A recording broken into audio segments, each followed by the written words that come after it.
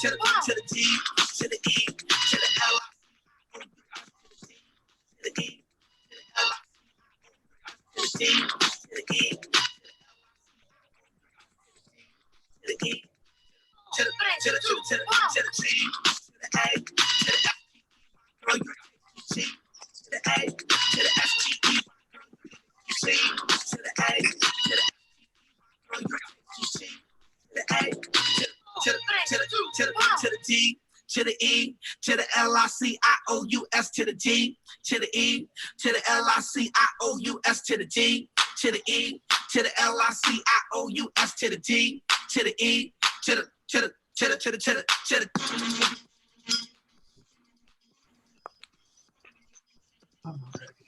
Hello, everyone. Please, we're gonna start soon, so just get settled in and get ready for an amazing program about the power of our pride. My name is Daoud Mumin. I am a student board member here at March for Our Lives, and it's so exciting to be with you all today to discuss such an important topic about LGBTQ plus Black lives and in this movement towards Black liberation.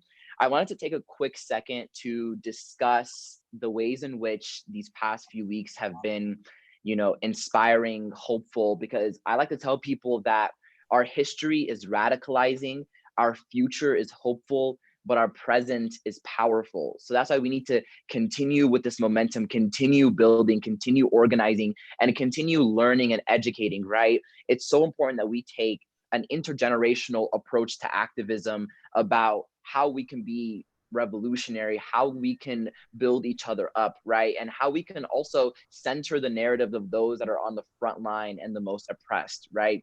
We all know that gun violence is a symptom of larger structural issues that comes in terms of lack of healthcare, lack of education, lack of employment, right? And we need to have these continuous conversations about how we can reimagine justice and liberation for all. And, I like to think and quote Tatiana Washington about how Black radical feminism is the truth, is going to be the thing that liberates all of us. So I just wanted to give everyone, a quick shout out for doing the work, being in the streets, and making sure that we're centering the experiences of queer folks, and especially Black queer folks, because Black feminism is what's going to, at the end of the day, move us forward in the conversation towards justice. I wanted to quickly thank Community Justice Action Fund for partnering with us on this event. We are grateful for a partnership for a community-driven liberation policy and towards justice. It's so important that we continue understanding that those on the front line must be supported, and that we need to continue finding ways to invest in grassroots organizations as we think of ways to divest from the police. It is my honor first to introduce David Johns. David Johns is a complete badass that has accomplished a list longer than any Harry Potter book, but to keep it brief, David Johns, using he, him, his pronouns, is a passionate public policy acumen and a fierce executive director of the National Black Justice Coalition, a civil rights organization dedicated to the empowerment of Black LGBTQ plus folks, including people living with HIV/AIDS, with a mission to end racism, homophobia, and the LGBTQ plus bias and stigma. Everyone, please help give me a warm welcome to David Johns. I love that. I want to take you everywhere I go. So let's work that out. I would love that. So listen, good people.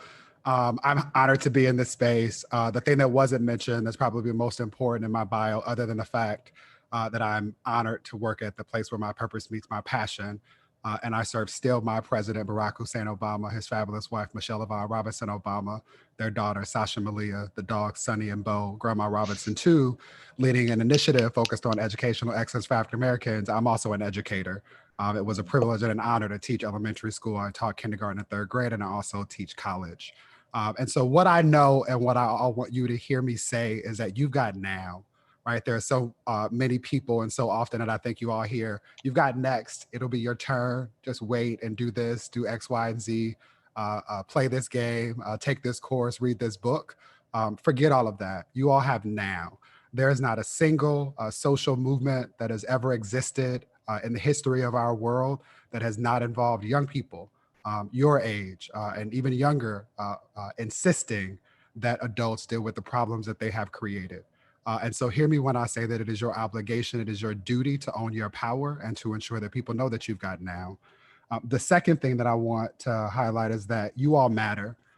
Your feelings, your emotions, your anxieties, the stress that you're all dealing with, it matters, even in the moments when the adults around you will insist that they don't, and that you should shift them.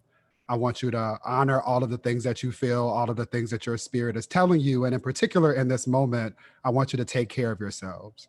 How many of you have had the privilege of flying? Let me see a couple of hands in the videos that I can see if you've been on an airplane. So then you've heard the flight attendant say, in case of an emergency, an oxygen mask will fall from the sky. And in the event of an emergency, secure your mask first. Too often, those of us that do this kind of work, that are engaged in social justice, movement building, do not take care of ourselves. In fact, we sacrifice all that we have. Sometimes we don't have anything left. And this work has killed people. I think some of you all know that the suicide rates amongst young people your age have increased. There are all kinds of additional stresses that would break the average adult that you all go through every single day. And so when something doesn't feel right, I want you to say something. When you need help, I want you to ask for it. And when the adults around you are not honoring the things that you need and that you are articulating that you want, find somebody else to tap in so that you can have those needs met. And if you need to, tap us in. I'm at mbjc.org. I want you all to ensure that you're fully equipped to do this work in the arena. That means doing things like this and engaging with brilliant people like Patrisse, looking up the work of Dr. Marcus Anthony Hunter. He was the first person to use the term Black Lives Matter. He's a professor at UCLA. Take advantage of opportunities like June and Pride Month to make connections to the reality that this moment, as have been so many other moments, are connected to a longer struggle, a protracted struggle for intersectional, radically inclusive social justice and change. And so celebrate those leaders as well as you celebrate yourselves, folks like Daoud, folks who are clearly brilliant and who are badasses in their own right. So do that and make sure that you're armed in the arena. The last thing that I want to say is that I invite you all to be as radically inclusive as you possibly can. As Dow mentioned, there would not be a Pride Month. There would not be a lot of the things that we sometimes celebrate in February connected to Black folks, or October connected to Latinx folks, right? If it were not for all of our unique contributions. I have a shirt that I almost wore tonight that would have been perfect given Dowd's mention or his introduction, and it says, "A Black girl will save the world." And we owe a lot to women of color and girls of color. And so I'm talking to my brothers in this moment, which is that we have an obligation to step up and to do more. We should not allow things like patriarchy, misogyny, transphobia, or transmisogynoir, the unique way that all of these things affect Black trans women, to affect their ability to show up and do this work. And especially now, while so many people are lifting up the names of Black people, I wrote this in the chat. So many people are saying the names of George Floyd, and they should. And fewer people are saying the names of Breonna Taylor, and we should do more of that. Some people are saying the name of Ahmaud Arbery. As we do that, we also have an obligation to remember the names of our trans, gender nonconforming, and queer siblings. And so we should also say the name of Tony McDade, the Black trans man who was murdered by the police in Tallahassee less than a week after George Floyd was murdered, and less than 12 hours after he was beaten, the victim of a hate crime that was recorded on film and posted to Facebook. We should also say the name of Dominique Fells and Rhea Melton, two Black trans women who last Friday were murdered very gruesomely. We should say the name of our sister who was murdered in Chicago, right? All of these people are part of our community, and for Black lives to matter, all Black lives have to matter. And again, even in this moment, I acknowledge that as I say Black, I'm not acknowledging that there are some people who are Afro-Latinx or Afro-Caribbean. Each of you know, most young people know that the boxes that adults have created, like Black and white or girl and boy or gay and straight, don't really exist. And so I want to challenge you all to challenge people on the language, to tear down these social constructs, and to request that policies are enacted that allow for everybody to show up without fear of discrimination or bias or violence or harm. All of that is very much connected to the founding of the movement, and the thing that I know binds so many of us in this moment. And so I want each of you again to take care of yourselves, knowing that you are called to continue to do work like this at this special moment. Know that you are stronger as a community. and you should take care of yourselves and each other. And that there are organizations like the National Black Justice Coalition who not only are proud of you, but who are prepared to continue to support you as you will lead in radically inclusive ways. So again, I will end where I began, which is to say thank you, not only for making space for me to celebrate with you in this way, but to say thank you for doing the work that you all have done and will continue to do long after this current moment in our movement is no longer trending.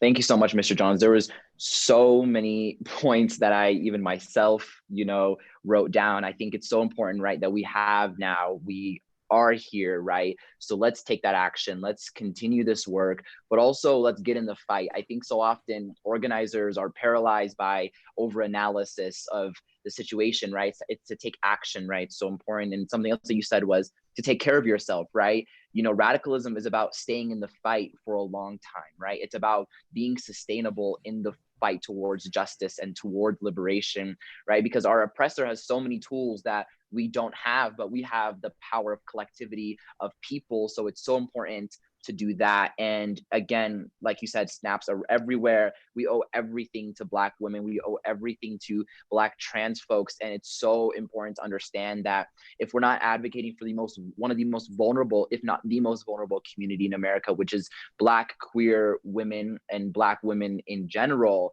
we're not doing the work. We're not liberating, right? Because this intersection of being a woman and being Black and being a part of the LGBTQ plus community is a intersection of not only whiteness, masculinity, but patriarchy. It intersects all of those violences that we need to really be aware of and continue doing the work to push back against that, and how we can really do the work to ensure justice is being achieved. And with that, I think it's so important that we not only, think about this, but how do we celebrate, right? And I'm really honored and proud to introduce Mr. Miss Adrian. They use they, them, theirs pronouns. It is important to serve looks while serving our community. So I wanted to quickly have us enjoy a pre-recorded drag show by Mr. Miss Adrian, the powerful, the amazing, the immaculate, the I don't know the adjectives that I can describe them, sorry. And it's just so powerful, and I'm so excited for you all to watch this. So check it out.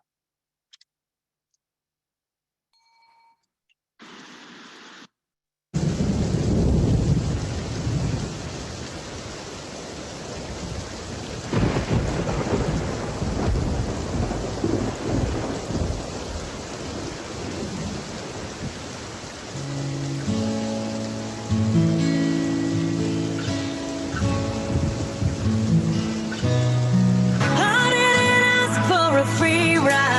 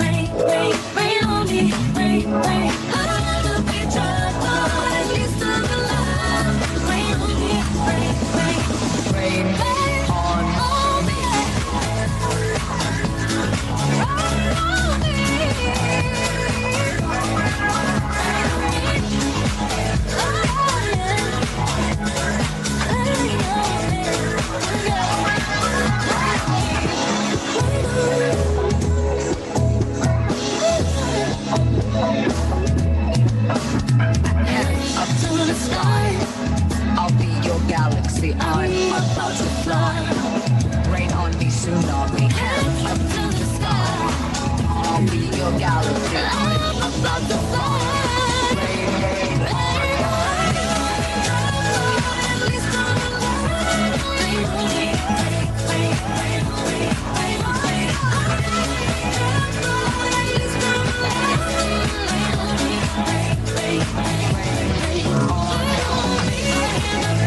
coming down, rain on that. I hear the thunder coming down, rain on that. Rain on me.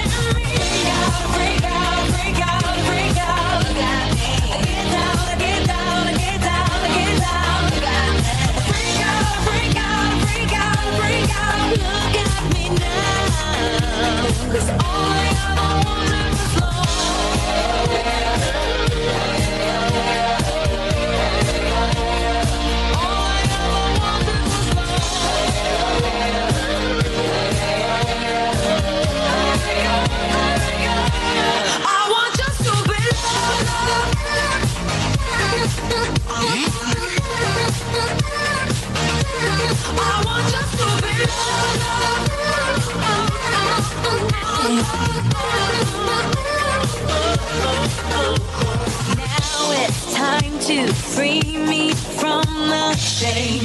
I gotta find that peace. Is it too late or could this love protect me from the pain? I would battle for you, even if I break it too. Freak out, freak out, freak out, freak out. Look at me. Get down, get down, get down. Look at me. Freak out, freak out, freak out, freak out. Look at me now. 'Cause all I ever wanted was love.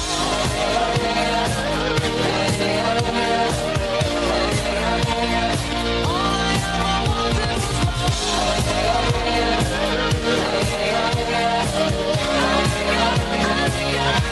I want just to be loved.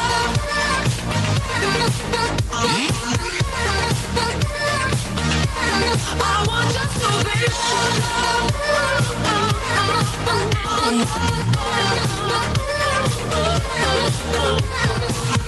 I don't need a reason. Not sorry, I want your stupid love. I don't need a reason. Not sorry, I want your stupid love. Higher, higher. I want just to be loved.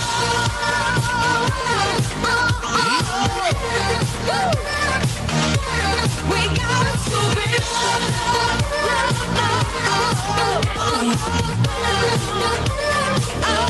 I want just to be loved.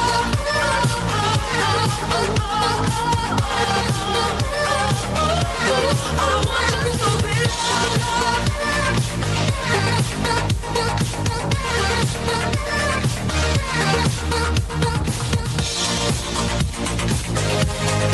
Look at me. Look at me. Look at me. Look at me.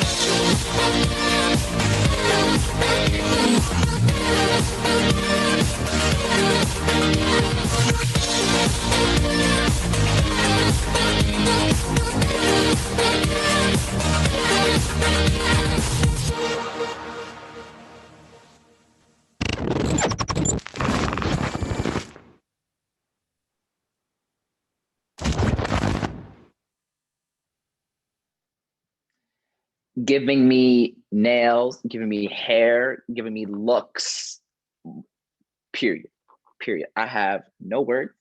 Actually, I do have some words because that was so beautiful, so powerful. It shows the power of art, the unity of art, and how it really brings people together, right? And who says you can't serve your community while serving looks, while serving, giving me life, giving me Beyonce at Coachella, giving me Beychella, period.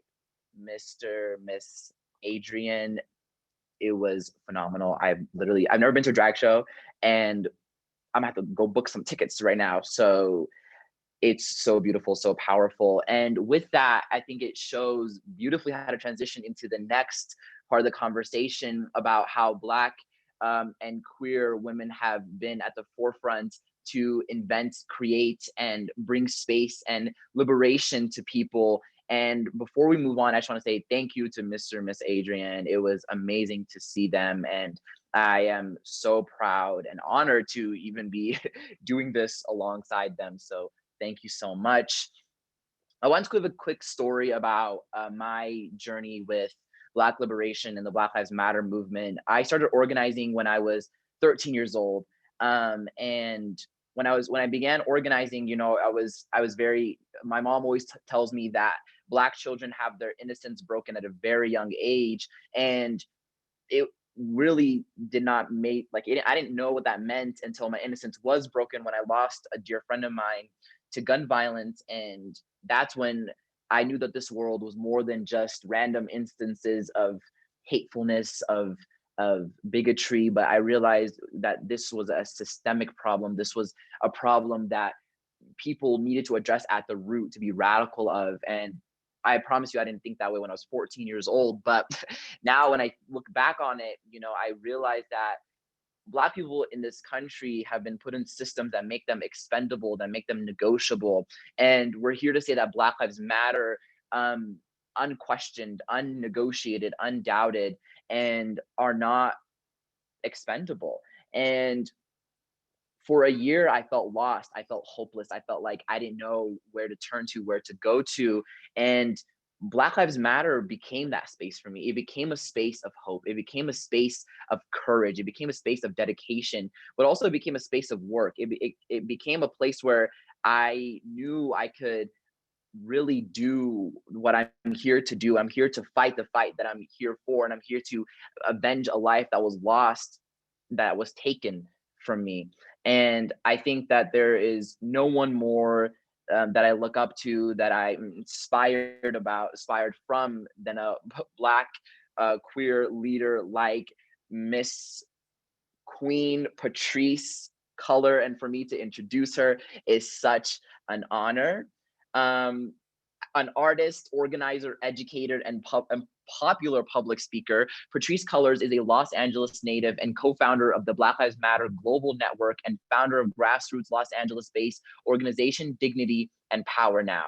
She's also a faculty director at Arizona Prescott College of a new social and environmental arts practice MFA program that she has developed. Cullors works for Black Lives Matter, recently received recognition in Time Magazine's 2020 100 Women of the Year project. For the last 20 years, Cullors has been on the front lines of criminal justice reform and led Reform LA Jail Yes on Our campaign, a ballot initiative that passed by a 71 landslide victory in March of 2020.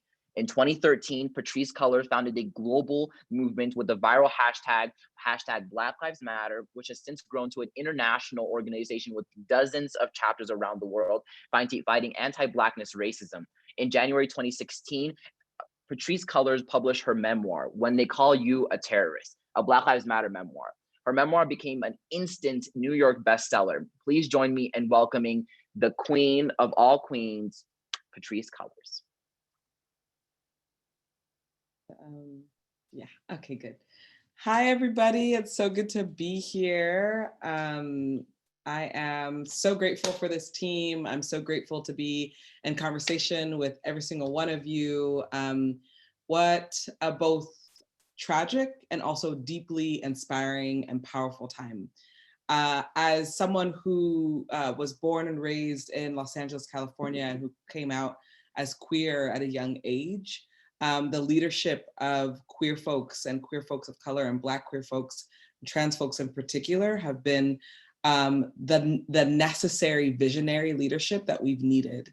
7 years ago, Alicia Garza, Opal Tometi, and I founded Black Lives Matter. And when we started this organization that would also share the name of our movement, we were challenged by the ways in which anti-Black racism had been a conversation that was often met with, well, we have a Black president, so, you know, we must be living in a post-racial society, or is this really about race?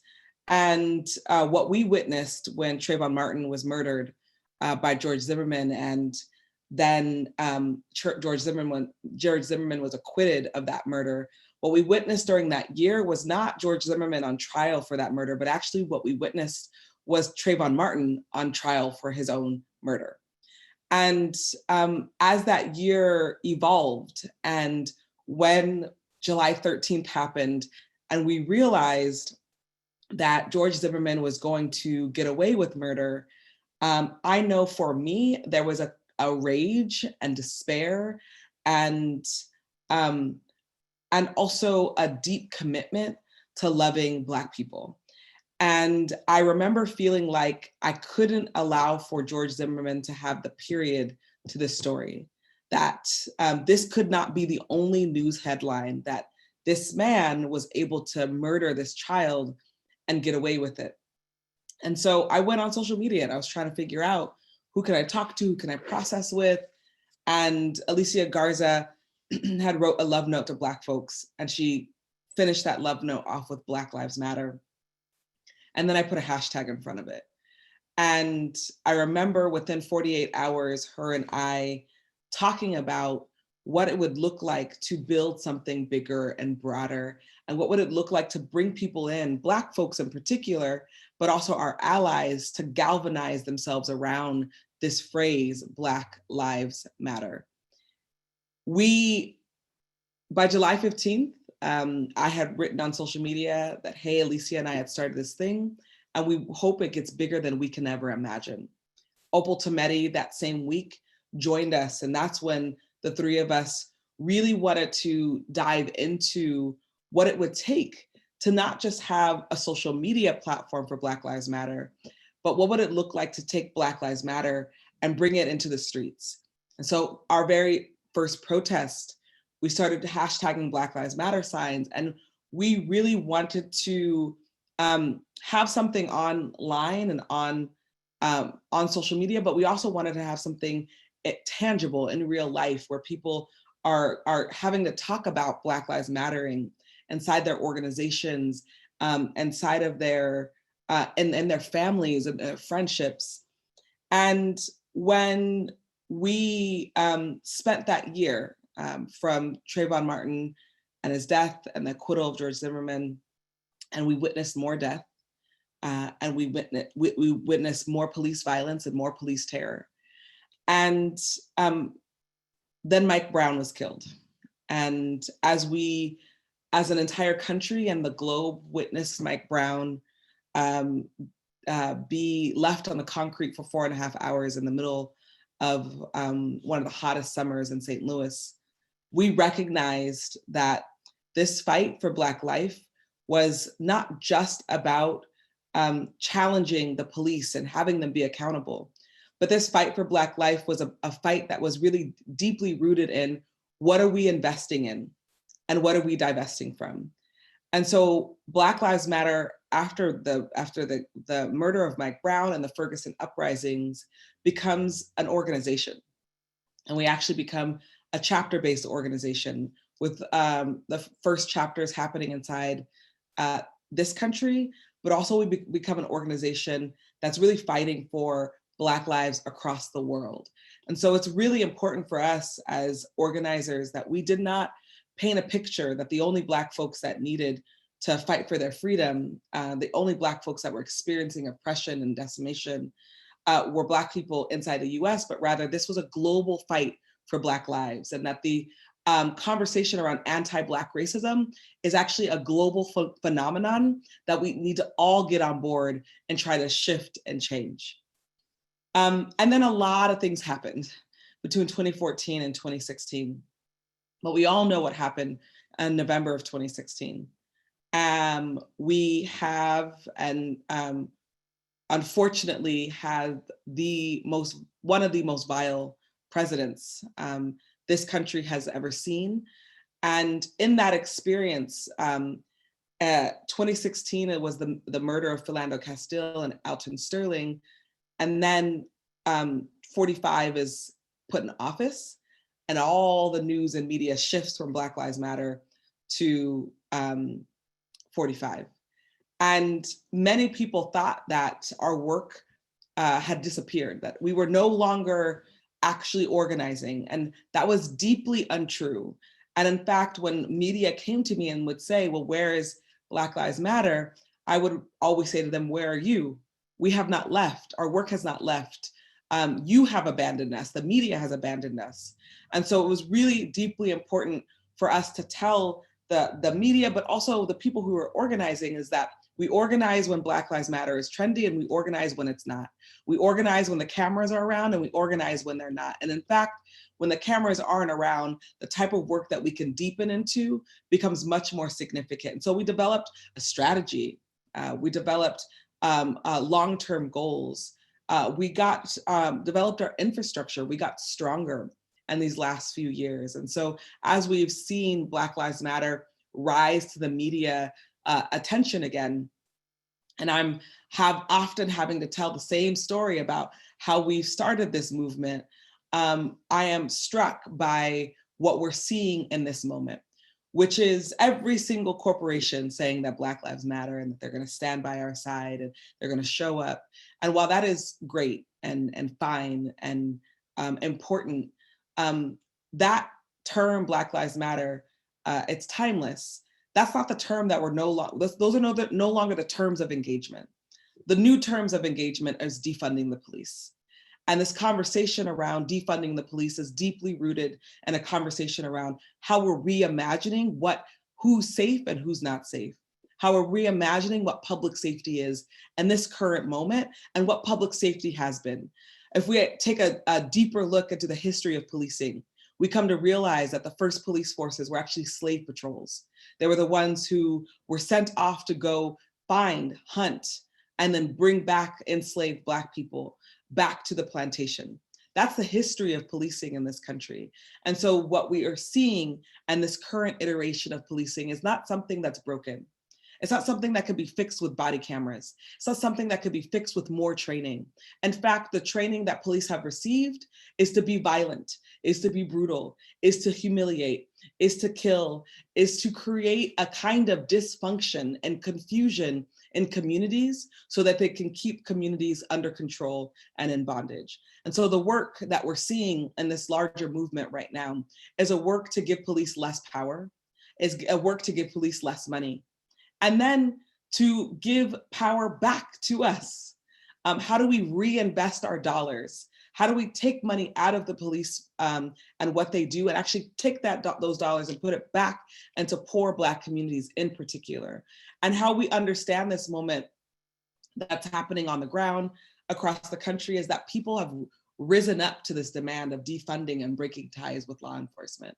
And we're seeing it across the country. We're seeing this demand, something that I didn't believe, even though I believed in the demand and I helped create the demand years ago. I did not know I would see it in my lifetime, that we would be having new kinds of conversation around, well, why do we have police in the first place? And who are they actually here for?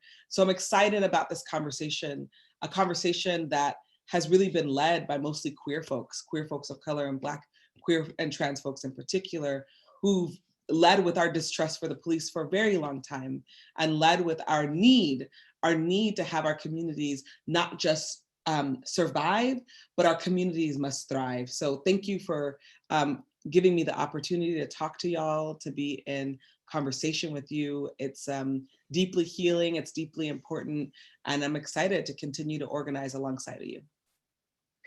Ms. Cullors, thank you so much. I think, there's sticky notes everywhere, but I think something that you talked about that's really important, that resonated with me, is about how there's an ever evolving list of engagement, right? How how is Black Lives Matter action but not lip service, right? And what does that mean in terms of being an ally? What does it mean in terms of being an organizer in this fight for Black liberation? And an important highlight, a global fight for Black liberation. And right, how do we reimagine these systems? You know, I think Angela Davis talks about how you can't dismantle the master's house using the master's tools, and one of the master's tools is policing, is this, you know, sorry, Audre Lorde, thank you. And it's so important that we continue highlighting how right, this isn't a conversation about changing, it's about abolishing, right? And how do communities of color need resources, not policing? And because I think it's important that we highlight that a direct investment in the police is direct and explicit investment in violence against communities of color. So that was really insightful. And now we're going to shift into a conversation about, you know, what does this look like further? And I want to introduce one of my dear and amazing friends, co-founder of March for Our Lives, Emma Gonzales, and she is going to lead a conversation with Patrisse about what this movement looks like today and now. And I'm going to take it away, let you take it away, Emma. Hello. Hi. So first of all, I want to say everything you just said, I was screaming in my head. I was like, this is what everybody needs to hear. This is every class I've taken in school. I also was taking pictures of Unapologetic, and I was like, wait a minute, Patrisse Cullors reviewed this book? I'm talking to her today. That's crazy. So I thought that was really cool. But yeah, so the first question that I have for you is, how did you get started in your activism and advocacy? And what role did your identity and experiences as a queer Black woman play in jumpstarting your activism? Sure.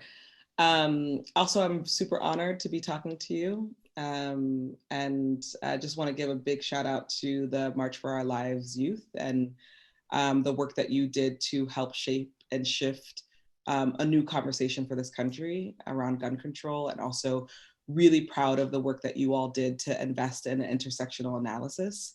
You're seen, and I just want to make sure that I honor that. We wouldn't have been able to do it without you.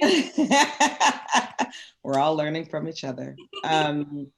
So I started organizing as a 16-year-old in my high school, and I was actually, some of the first things I organized around was the repression of queerness in my high school.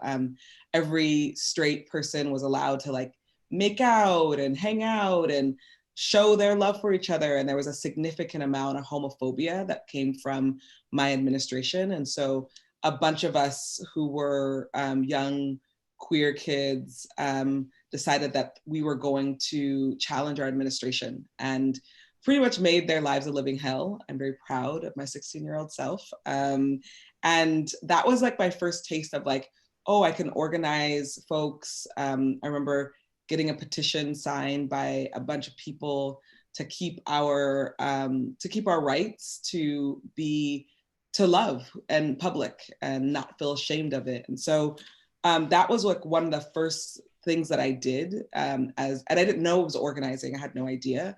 And one of my mentors, one of my teachers, and who's also a mentor of mine, really supported me and gave me a lot of mentorship around like who I was and what I was doing. And I think I realized really early on that the only way to make significant change was to do it in community and to identify a target that we were going to be up against. Once I graduated high school, I went straight into organizing work, and I actually organized with an organization around climate change. That was the first work that I did for the first 6 years of my work. And I learned a lot about why I grew up with asthma. I learned a lot about what was happening to my community. And I also recognized that so much of the work was happening by young queer people. And young Black queer women in particular. And so Alicia and I met, my other co-founder, we actually met when we were young, when we were in our 20s, and we were doing work around, she was doing work around economic justice and Black communities, and I was doing work around climate change. And we were two queer Black women, and it was really important for us to develop our relationship. So my Blackness and my queerness has always informed how I do my work, but also my political values and how I see my work. I love that. I also have to say, like, there's definitely like a whole 3 levels of understanding that you gain when you are a member of the LGBT plus community. You see how everybody's lives are being impacted in every different way, and how various people, like, regardless or with consideration to skin tone, like, you think of all of these different facets, and then you start thinking about gender and how everything's connected, and you're like, oh my God, this is all so fucked up. And yeah, I mean, like, how it's all connected, and that's like incredibly important. Yeah, the next question is, Black Lives Matter has had a profound impact on our country and world. Everyone has had different opinions on characterizing the impact of Black Lives Matter, but how would you personally describe it? Black Lives Matter is so many things, and that's what I love about it. It's a political project. It's a call to urgency. It's a phrase that creates a lot of passion for people. It's also something that we can all galvanize around, both Black people and our allies, to forge a new trajectory for our country. When we intervened with the term Black Lives Matter and built it out as a political project, the point of it was to really narrow in on the country's inability to talk about race and racism, and its desire to dilute and minimize the impact race had on this country and racism, and also this deep amnesia that this country has, as if we don't all know that slavery happened, as if we don't all know that that we're living on stolen land, as if we don't all know that poverty is created. Yes, we're born into it, but it's created by systems. And so this project, Black Lives Matter, really became sort of like the really important intervention and what felt like a country that was in deep slumber. Yeah, that is for sure. It, like, that really calls me back to what Jordan Peele was talking about with the sunken place in Get Out. And it feels like what you're saying, like, the country has been kind of in a sunken place for a really long time. Yes. You know, our education system has really been failing us. The textbooks that we read talking about history do not communicate our actual history. That's exactly right. And they just squish it all down and focus on the main 6 white people, and, like, you know, like, try to repress individual voices within the classroom and major voices in history. Exactly. Yeah. We have a lot to work on with also, really quick, last night I did have a dream that I was, like, at a school that doesn't actually exist, and the president of the school was like, okay, everybody, what should our, like, theme phrase be, you know, for the school? And I was like, Black Lives Matter, and everybody was like, Black Lives Matter. Then somebody brought up something else, and the administration was like, yeah, let's go with that. And I was like, you fucking coward. Like, really loudly. It was great. Okay, your dreams that's pretty awesome. The next question is, what would the future that you are fighting for look like if it was a drawing or a painting or, like, a mental image? I think the future that, if I could, like, describe it visually, it would look like a lot of water and a lot of green, like green space. It would look like people being able to, like, witness beauty without having to have a particular kind of wealth. It would look like a space in which the concerns of people were based off of care, compassion, and love, and not punishment. And it would look like we would see people, like, sitting under orange trees and apple trees and, like, talking and processing and loving on each other, and dreaming up ways in which we can be in connection together. That felt like a guided meditation. Oh my God. That was beautiful. Everybody in the chat is like, oh my God, yes. This is the vibe, the tranquil, let's manifest, let's make it happen, let's get it there. Like, it just feels really good, you know? Yeah, that is totally it. Okay. This question is from Parker, who is a part of our Maryland chapter. How is Black Lives Matter working to amplify the voices of Black transgender women? Like, specifically, how are they doing that? And how should we address people who support Black Lives Matter but are homophobic and transphobic? Oh, such a good question. I'll start with this. So much of the work that we have to do as organizers, and this is like, if you identify as an organizer, this is the difference between someone who's an activist and an organizer. An activist, while is great, and we need activists, the activist is the person who goes to the protest, the person who signs the petition, they're the person who retweets, who shares, but the organizer is the person who's developing the strategy and plan to get us closer to freedom. Activist shows up to that plan that already planned, but the organizer is developing the strategies. There's this idea that that people are going to go, this happens a lot. And while I agree with this, I also think there's some nuance that we have to address, which is like, you know, there's a conversation where it's like, well, I shouldn't have to teach people with privilege. And I'll say this, we shouldn't have to teach people. They should be able to learn on their own. And if we're going to be in community with people, you know, if you are, many of you know this, you've started your own organization, so you know you've had to be in community with each other and work out stuff with each other. Then yes, we do need to teach each other. We need to be in a place where we're able to recognize where our limitations are and how we can support each other. If a person is dangerous and they're homophobic and transphobic and they are not willing to listen, you do not have to teach that person. You don't have to train that person. In fact, you can stay away from that person. But if we're trying to build community, and if the people in your community are people you trust and love, and they are also homophobic and transphobic, then yes, we must actually hold them accountable. And we must do it collectively. These things don't happen one-on-one. They have to happen as a team, as a collective. And so much of the work that I've done around holding my folks accountable is reminding them what's acceptable and what's not acceptable to me. Reminding them that the people that I bring around are my family, and they must be loved, they must be taken care of, because that's family, that's what we do for them. And so that feels really important to me.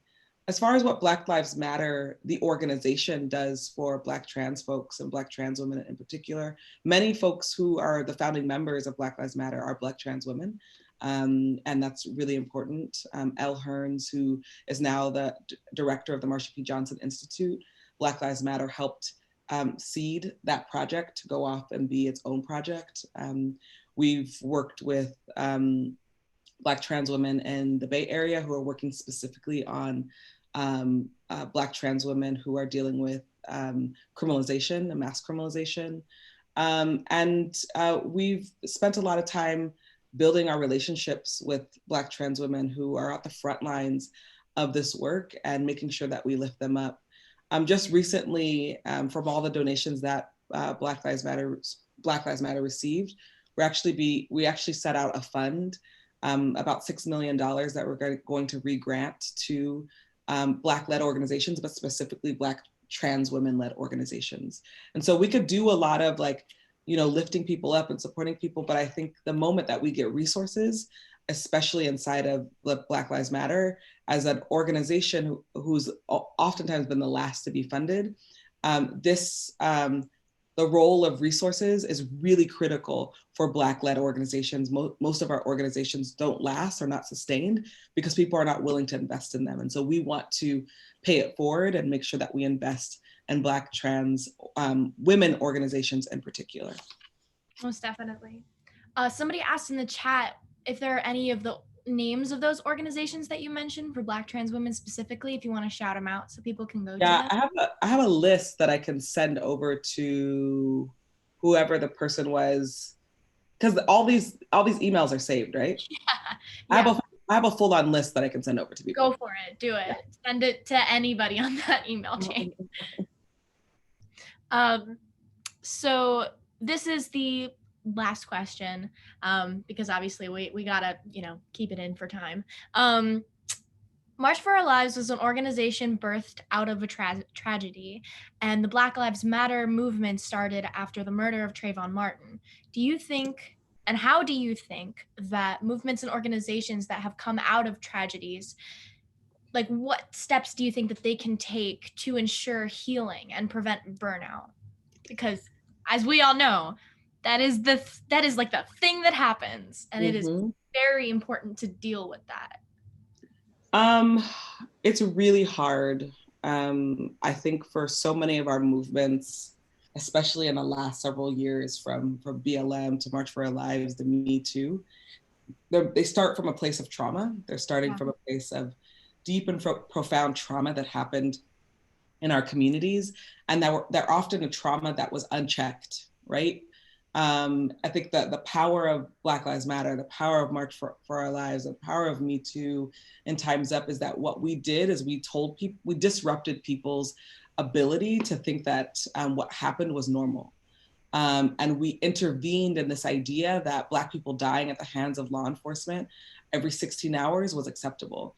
You all intervened on the idea that it was okay to have a mass shooting in your school and then go on as business as usual. Me Too challenged the idea that sexual assault could happen in anybody's workplace and nobody's held accountable. And so that is already a deep and profound wound that we have to be honest about. And then how do we hold that tension of building something out that has extreme momentum while also being the people who've experienced the thing and having to be at the front and center of that thing that's building momentum? How do we take care of ourselves? There are a number of ways that we do that, but one of the first ways we do that is as a collective, we have to acknowledge that we have been harmed, that we are traumatized, that we are probably experiencing PTSD, where we're also being asked to be front and center of a movement that has been ignored for a very long time. So we have to acknowledge that first, and we have to accept that we are all coming in with our wounds. And then two, we have to build our movements and our organizations in a way that really honors space and spaciousness, so that we aren't feeling like we have to work 18-hour days. And that if you do see your loved one working like that, that you gently remind them, we don't have to work like that. You take a break, take a day off, take 2 days off. We have to be each other's, we have to check each other gently and firmly and lovingly, because we are in an environment that is really developed. Our capitalistic instincts are to overwork and overburden and to burn out. That's what's been trained inside of us. So we have to be challenging and checking each other. The last thing I'll say is I'm a big fan of therapy. Everybody should have a therapist. And there's places where you can get free counseling, free therapy. There's a thing called co-counseling, where it's not even about going to go see a professional therapist, but it's a methodology around how you release what's inside of you. It's called co-counseling. And so I'm a big fan of therapy, and I've been in therapy for a long time. I go to therapy twice a week now, and it's really important for my mental health. I'm also a big fan of things like acupuncture and Reiki and massage therapy. And I know while COVID, it's a little bit tricky, there is ways that you can get some of that by going on YouTube, move your body if you can, in whatever ways that you can. Make sure that you try to stay as connected to yourself as possible. One of the biggest things that this country does and undermining who we are is making us unable to feel ourselves. When we are unable to feel ourselves, we're unable to be connected to what is true and passionate for us, which is fighting for justice. So that's the last thing I'll say. That was beautifully spoken. Thank you so much for being here with us and for taking the time. And another plug for your book. Everybody read that book. And thank you. I also have to thank you for my dream because I know that was subconsciously connected. It was a beautiful experience. But yes, thank you so much. I'm going to mute myself now and hand it back over to Daoud. Emma, Patrisse, oh my God, so much power, knowledge that came out of that. I think, I kind of want to share briefly what I learned is about how, right, Emma talked about how like history doesn't communicate our past, right? And I think the reason why is because our history is radicalizing. Our history teaches us about all the injustice and suffering, right? And because history is not the white man's story, it shouldn't be the white man's story, and we need to fight back against that. And I think something that was really important that Patrisse talked about is how we need to focus on care and compassion and not this hyper focusedness of punishment, of of imprisonment, of incarceration, right? How can we show up for each other? How can we care for each other? How can we heal each other? And next, kind of talking about how like the role of resources in grassroots organization is so important to invest into communities of color, right? Make sure they have the resources and tools to ensure that they can address the needs of their community. And I think that was really important. And finally, I think this is so relevant, Patrisse, to all of our March for Our Lives students and youth organizers, because again, they're youth, and I myself am youth, and sometimes we love to work. And so important to invest in your care, invest in your rest, and stay connected to yourself as possible, right? Invest in the things that make you feel whole and connected, but also, right, disrupt this capitalist mentality that in order to be happy, you must work. In order to win, you must be working 18-hour days. And I think that is really powerful. And disrupt normalcy, right? Disrupt harmful internalizations, disrupt the things that constantly chip away at our well-being and our sanity and our happiness. So thank you so much, Patrisse and Emma, for that really insightful conversation. And the conversations don't end here, thankfully. Tomorrow, for the power of our civic engagement, join us again at 7 p.m. Eastern time with former gubernatorial Georgia candidate Stacey Abrams, and talking about how we can actually get involved, right, in the everyday, but also how can we make sure that our organizing is multifaceted, and how can we invest in and engage in different resources. And on Friday, stay tuned for our 7 p.m. Eastern Standard Time, the power of our art, because I believe our words, our beauty can be so powerful and can be so moving. So make sure you register at marchforourlives.com/register, and continue staying active, continue staying hopeful. And I want to thank you all so much, and Patrisse and John and Miss Adrian for coming on tonight. It was such a wonderful event. Thank you all so much. I have to go to a protest, so I'll talk to you all later. Thank y'all. Bye. Bye. Rock necklaces, my daddy Alabama, mama Louisiana. You mix that Negro with that Creole, make a Texas Bama. I like my baby hair with baby hair and afro. I like my Negro nose with Jackson 5 nostrils. I earned all this money, but they never take the country I've been. I got hot sauce in my bag, swag. I see it, I want it. I stuck yellow, want it. I dream it, I work hard.